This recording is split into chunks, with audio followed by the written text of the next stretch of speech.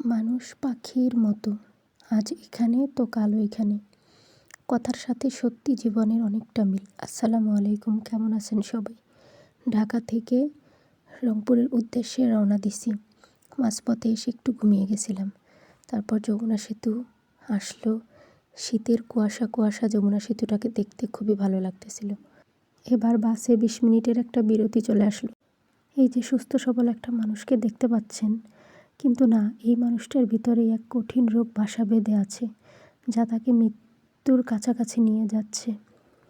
পথের জার্নিটা তবু কোথাও না কোথাও গিয়ে শেষ হয়, কিন্তু জীবনের জার্নিটা কোথায় গিয়ে শেষ হয় জানেন? একমাত্র মৃত্যুর দুয়ারে গিয়ে। তাছাড়া আমাদের জানা নেই যে কোথায় গিয়ে শেষ হবে। চলার পথে যেখানেই থাকি না কেন, যত দূরেই থাকি, এই রংপুর শহরে এসে পা দিলেই সমস্ত ক্লান্তি, সমস্ত দুঃখ চলে যায়, সমস্ত অসুস্থতা মনে হয় এক মুহূর্তের জন্য কেটে যায়।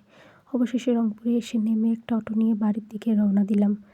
রংপুর শহরটা প্রাণের শহর, আমার জন্মস্থান, আর এখানে আমার মায়ের বাড়ি, যেখানে রয়েছে অফুরন্ত সুখ আর শান্তি। আমার মায়ের ভাঙাচোরা বাড়িতে যে শান্তি আছে, আমার মনে হয় না 5 তলাতে থাকলেও সে শান্তি মিলবে। অনেক বেশি শান্তি। মায়ের কাছে পৃথিবীর সবচাইতে বেশি সুখ, আর সেই সুখটা আল্লাহ তাআলা আমাকে দিয়েছেন, আলহামদুলিল্লাহ। অবশেষে আমার বাড়ির দিকে রওনা দিলাম। এত বেশি ঠান্ডা আর কুয়াশা পড়ছে যে রাস্তা ঠিকমতো দেখাই যাচ্ছে না। আর বাড়ি এসে দেখলাম আমার মা আমার জন্য উঠানের মধ্যে আগুন জ্বালিয়ে রাখছে, যাতে আমরা হাত পা ছেঁকে ঘরে যাইতে পারি। আর আমার মা আমাকে দেখে অনেক ইমোশনাল হয়ে গেছে, আমাকে জড়িয়ে ধরে কান্না করতেছিল।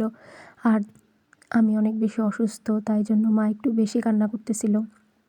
মাকে বললাম, তুমি সবসময় আমার জন্য দোয়া রেখো। অবশেষে হাত পা ছেঁকে ঘরে গিয়ে মা রান্নাবান্না করে রাখছে, খাওয়া দাওয়া করে শুয়ে পড়লাম। এবার খুব সকালে উঠে বাইরে বের হয়েছি, যার জন্য মা খুব বকাচকা করতেছিল, তবুও মনটা মানল না। কেন জানি না, মনে হচ্ছিল এই খোলা জায়গায় যতই কুয়াশা ঠান্ডা হোক, আমি এখানে হাঁটলে যেন আমার অনেক ভালো লাগবে। তাই ঘরে বন্দি হয়ে শুয়ে না থেকে বাইরের দিকে রওনা দিলাম। ঠান্ডার মধ্যে কাপড় চোপড় পরে এই কুয়াশার মধ্য দিয়ে হাঁটতেছিলাম। অনেক ভালো লাগতেছিল, আর মনটা যেন শান্তিতে ভরে গেল। মনেই হচ্ছিল না যে আমি অসুস্থ, এত বেশি ভালো লাগতেছিল। চতুর্দিকে কোনো লোকজন নাই, কুয়াশা। ছোটোবেলাটাকে মনে পড়ে গেল, এই কুয়াশার মধ্যে দৌড়াদৌড়ি করতেছিলাম। আর দেখেন, বড় হয়েও আমি সেই একই কাজ করলাম, দৌড়াদৌড়ি করতেছি। সবাই আমার জন্য দোয়া করবেন, অবশ্যই আমার পাশে থাকবেন। আল্লাহ হাফেজ। সবাই ভালো থাকবেন, নিজের যত্ন নেবেন।